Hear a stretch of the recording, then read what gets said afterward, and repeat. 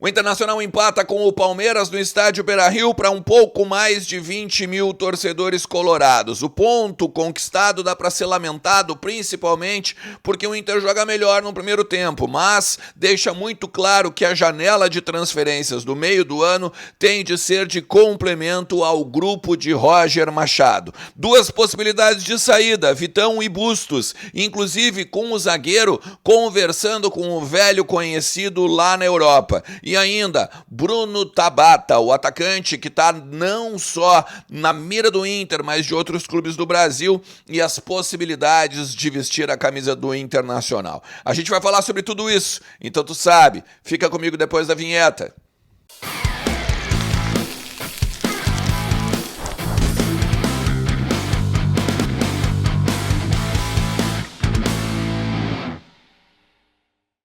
Fala Colorado, fala Colorada, boa semana para todo mundo e bora lá falar do Internacional, atualizar as informações do nosso clube e entender um pouquinho do que está acontecendo nos corredores do Beira-Rio e também no CT Morada dos Quero-Queros. Hoje, segunda-feira, folga para os atletas após o empate em 1-1 diante do Palmeiras no estádio Beira-Rio na noite do último domingo. A gente vai conversar sobre alguns bastidores aqui, algumas análises do jogo, análise principalmente da tabela do Campeonato Brasileiro, o Inter que está a um ponto do 17º colocado, mas com muitos jogos atrás e principalmente a necessidade de reforçar a equipe agora nesta janela de agosto. Fica comigo até o final do vídeo.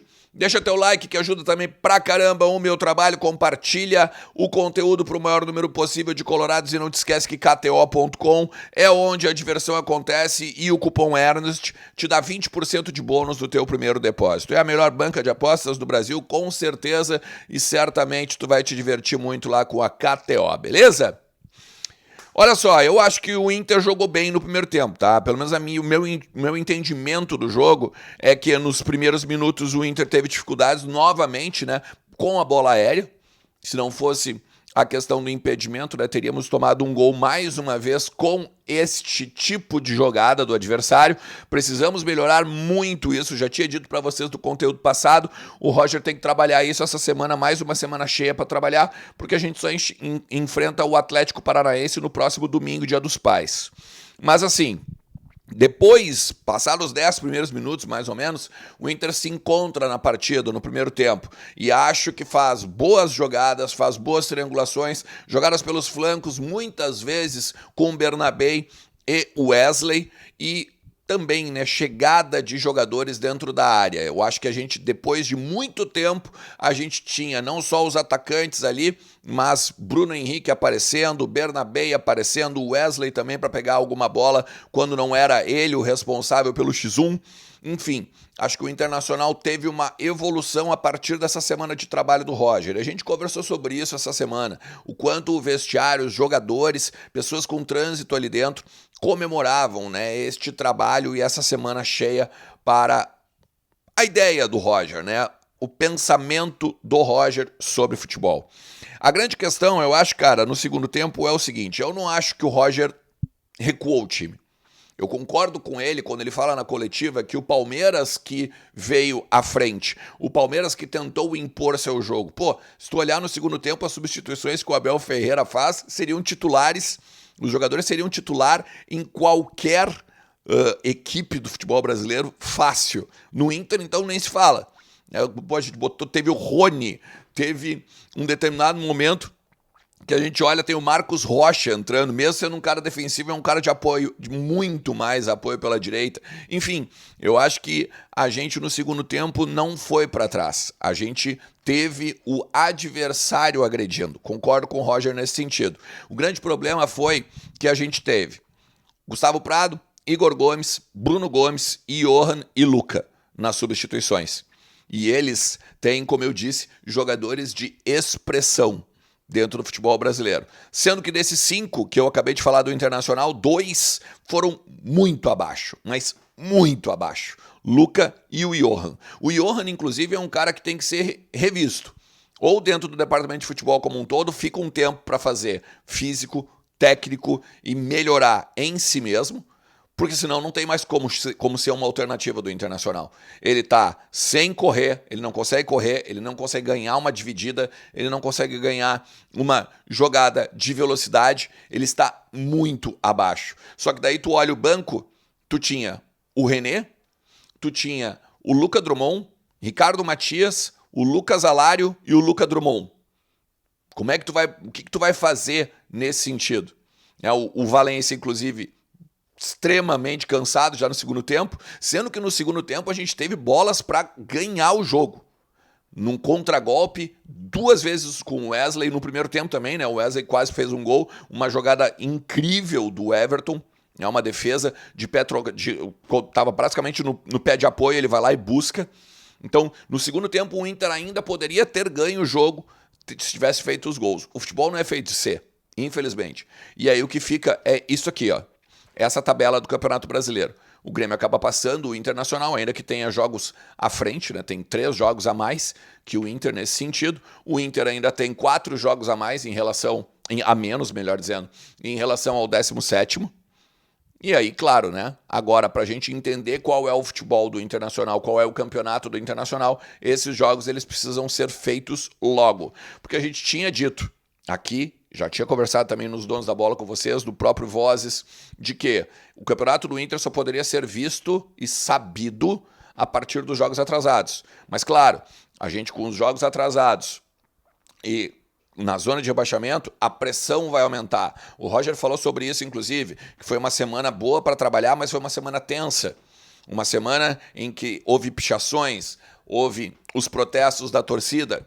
Eles sabem o quão pressionados estão e principalmente abriram os treinamentos, que eu já tinha falado para vocês também aqui nos conteúdos, para mostrar que os atletas trabalham, que os atletas estão se doando, para mostrar o tipo de trabalho que o Roger está fazendo e tudo mais que tanto ele como a comissão técnica, Paulo Paixão, estão tentando recuperar o time do Internacional. 2 possibilidades de saída, né? Uma muito clara, que é o Vitão, e a outra, o Bustos. O que falta para os dois, tá? O Vitão está praticamente fora. O Vitão chegou a procurar o Johnny no Real Betis. O Vitão está indo para a Espanha. Procurou o Johnny, que pode estar de saída também do Betis, para o Milan ou para outro clube agora do futebol europeu. Mas o Vitão procurou o Johnny para entender como é que funciona a Espanha, para entender o clube, para saber mais informações sobre o seu destino. E aí aqui ontem também, quando ele deixa o campo para a entrada do Igor Gomes, ele dá um grande abraço no Robert Renan, meio que como se fosse uma espécie de despedida.